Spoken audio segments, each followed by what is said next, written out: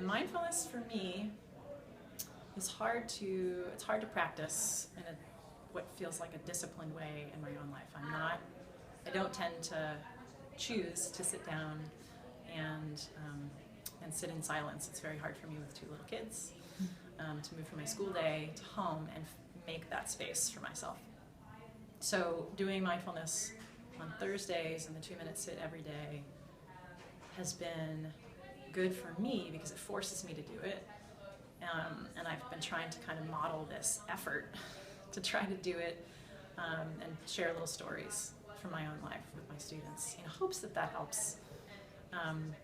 And one way that it has been helpful for me, though I certainly haven't mastered it, is in trying to be a more patient, mindful parent.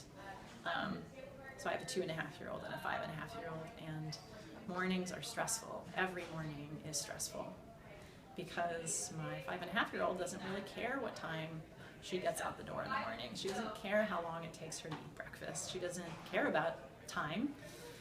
And yet I do. I have to get a parking spot here.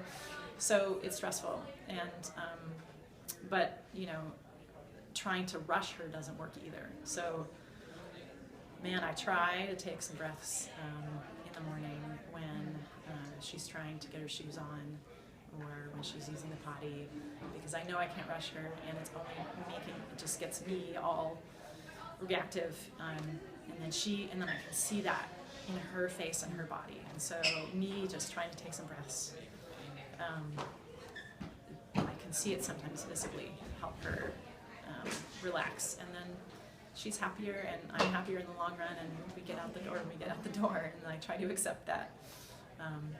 And also in not trying to judge myself too harshly as a parent, because I realize that that's a real thing, guilt and judgment. So anyway, those are a few ways that it's been helpful for me this year.